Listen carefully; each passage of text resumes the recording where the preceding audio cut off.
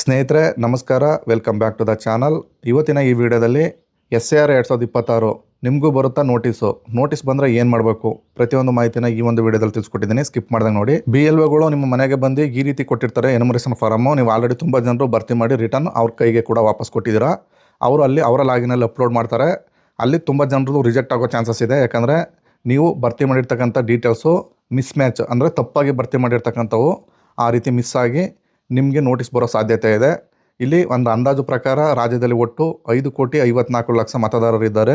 ಅಂದರೆ ಈಗ ನೋಟಿಸ್ ಬರುವವರ ಸಂಖ್ಯೆ 1,05,00,000ಕ್ಕೂ ದಾಟಿದೆ. ಅಂದರೆ 18.96% ಪ್ರಮಾಣದಲ್ಲಿ ನೋಟಿಸ್ ಬರುವಂಥ ಮತದಾರರ ಪಟ್ಟಿನ ಮಾಡಿದ್ದಾರೆ. ಇಲ್ಲಿ ಸ್ನೇಹಿತರೆ ಶಾಶ್ವತವಾಗಿ ಸ್ಥಳಾಂತರ ಆಗಿರೋರು 63 ಲಕ್ಷದಷ್ಟು ಶಾಶ್ವತವಾಗಿ ಶಿಫ್ಟೆಡ್ ಆಗಿದ್ದಾರೆ. ಹಾಗೆಯೇ ಪತ್ತೆನೇ ಆಗದೆ ಇರ್ತಕ್ಕಂಥವ್ರು 15 ಲಕ್ಷ ಇದ್ದಾರೆ. ಹಾಗೆಯೇ ಹೆಚ್ಚು ಕಮ್ಮಿ 4 ಲಕ್ಷದಷ್ಟು ಗಣತಿಗೆ ಅಂದರೆ ಈ ಒಂದು ಫಾರಮ್ಗೆ ಸೈನ್ ಹಾಕಲು ನಿರಾಕರಿಸಿದವರು 4 ಲಕ್ಷ ಇದ್ದಾರೆ. ಹಾಗೆಯೇ ಒಂದಕ್ಕಿಂತ ಹೆಚ್ಚು ಮತದಾನದ ಹಕ್ಕನ್ನು ಹೊಂದಿರತಕ್ಕಂಥವ್ರು 6.56 ಲಕ್ಷ ಜನ ಇದ್ದಾರೆ. ಅಂದರೆ 2 ಕಡೆ ಓಟ್ ಇರ್ತಕ್ಕಂಥವ್ರು. ಹಾಗೆಯೇ 16 ಲಕ್ಷದಷ್ಟು ಜನ ಆಲ್ರೆಡಿ ಮೃತ ಆಗಿದ್ದಾರೆ. ಅವ್ರದ್ದು ಈ ಒಂದು ಮತದಾರರ ಪಟ್ಟಿಲಿ ಡಿಲೀಟ್ ಆಗಿಲ್ಲ ಅಂಥವ್ರು. ಒಟ್ಟು 1,05,00,000 ಮತದಾರರು ಕರ್ನಾಟಕದ ಮತದಾರರ ಪಟ್ಟಿಯಿಂದ ಡಿಲೀಟ್ ಆಗೋ ಸಾಧ್ಯತೆ ಇದೆ ಸ್ನೇಹಿತರೆ. ಅದಕ್ಕೂ ಮೊದಲು ನಿಮಗೆ ನೋಟಿಸ್ ಬರುತ್ತೆ. ನೋಟಿಸ್ಗೆ ನೀವು ಉತ್ತರ ಕೊಡಬೇಕು. ನಿಮಗೆ ಏನೇನು ದಾಖಲಾತಿಗಳು ಕೊಟ್ಟು ಒಂದು ಕೇಸ್ ನೀವೇನಾದ್ರು ತಪ್ಪಾಗಿ ಭರ್ತಿ ಮಾಡಿದರೆ ನಿಮ್ಮ ಮತದಾರರ ಪಟ್ಟಿಯಲ್ಲಿ ನಿಮ್ಮ ಹೆಸರನ್ನು ಉಳಿಸ್ಕೋಬೋದು ಅಂತ ತಿಳಿಸ್ಕೊಡ್ತೀನಿ. ಇಲ್ಲಿ ಆಧಾರ್ ಕಾರ್ಡು, ಹಾಗೆಯೇ BPL ರೇಷನ್ ಕಾರ್ಡು, ಹಾಗೆಯೇ ನಿಮ್ಮ ಪಾನ್ ಕಾರ್ಡ್ ಇದ್ದರೆ ನಡೆಯಲ್ಲ. ಈ ದಾಖಲಾತಿಗಳನ್ನ ಹೊರಗಿಟ್ಟಿದ್ದಾರೆ. ಇದನ್ನು ಬಿಟ್ಟು ನಿಮ್ಮ ಹತ್ರ ದಾಖಲಾತಿಗಳು ಬೇಕು. ಕೇಂದ್ರ ಚುನಾವಣಾ ಆಯೋಗ ಈ ಒಂದು ಮತದಾರರ ಪಟ್ಟಿಯಲ್ಲಿ ನಿಮ್ಮ ಹೆಸರನ್ನ ಉಳಿಸ್ಕೋಬೇಕು ಅಂದರೆ ಸುಮಾರು 12 ದಾಖಲಾತಿಗಳನ್ನ ಪಟ್ಟಿನ ಮಾಡಿದ್ದಾರೆ. ಆ 12 ದಾಖಲಾತಿಗಳ ಪಟ್ಟಿಲಿ ಯಾವುದಾದ್ರೂ ಒಂದು ದಾಖಲಾತಿ ನಿಮ್ಮ ಹೆಸರು ಅಥವಾ ನಿಮ್ಮ ತಂದೆ ತಾಯಿ ಹೆಸರಿನಲ್ಲಿ ಇರಬೇಕು. ಆಗ ಒಂದು ವೇಳೆ ಇನ್ ಕೇಸ್ ಏನಾದರೂ ನೀವು ಭರ್ತಿ ಮಾಡಿ ಕೊಟ್ಟಿರ್ತಕ್ಕಂಥ ಫಾರಮು ತಪ್ಪಾಗಿದ್ದರೆ ಅವ್ರಿಗೆ ಡ್ರಾಫ್ಟ್ ಪಟ್ಟಿಲಿ ಅವ್ರ ಹೆಸರು ಬರುತ್ತೆ. ಆವಾಗ ಅವರು ನೋಟಿಸ್ನ ಇಶ್ಯೂ ಮಾಡ್ತಾರೆ. ಆವಾಗ ದಾಖಲಾತಿನ ಕೊಟ್ಟು ಅವ್ರ ಮತದಾರರ ಪಟ್ಟಿಲಿ ಹೆಸರನ್ನ ಉಳಿಸ್ಕೋಬಹುದು. ನಿಮ್ಮ ಎನ್ಯುಮರೇಷನ್ ಫಾರಮ್ನ ಹಿಂಬದಿಯಲ್ಲಿ ಕೊಟ್ಟಿದ್ದಾರೆ ನೋಡ್ಬೋದು 12 ದಾಖಲಾತಿಗಳು.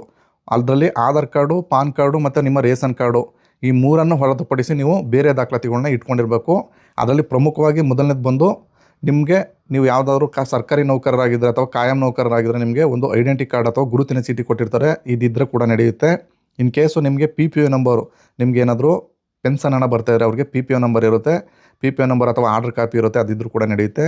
1987ಕ್ಕಿಂತ ಹಿಂದಿನ LIC ಬಾಂಡು, ಹಾಗೆಯೇ ಪೋಸ್ಟ್ ಆಫೀಸ್ನಲ್ಲಿ ಅಕೌಂಟ್ ಹೊಂದಿದರೆ ಅದರ ಕಾಪಿ ಯಾವುದಾದ್ರೂ ಒಂದು ನಿಮ್ಮ ಬಳಿ ಇದ್ದರೆ ಅದು ಕೂಡ ನಡೆಯುತ್ತೆ.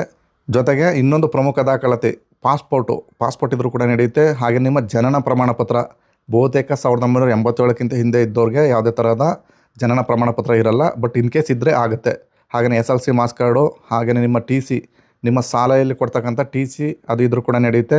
ಹಾಗೆಯೇ ಕಂದಾಯ ಇಲಾಖೆಯಿಂದ ಕೊಡ್ತಕ್ಕಂಥ ಕಾಯಂ ನಿವಾಸಿ ಪ್ರಮಾಣ ಪತ್ರ, ಹಾಗೆಯೇ ನಿಮ್ಮ ಮನೆಯ ಹಕ್ಕುಪತ್ರಗಳು ಸರ್ಕಾರದಿಂದ ಏನಾದ್ರು ಗ್ರ್ಯಾಂಟ್ ಆಗಿದ್ರು ಅಂದರೆ ನಿಮಗೆ ಹಕ್ಕುಪತ್ರಗಳನ್ನ ಕೊಟ್ಟಿರ್ತಾರೆ. ಹಕ್ಕುಪತ್ರಗಳು ಇದ್ದರೂ ಕೂಡ ನೀವು ಮಾಡ್ಬೋದು.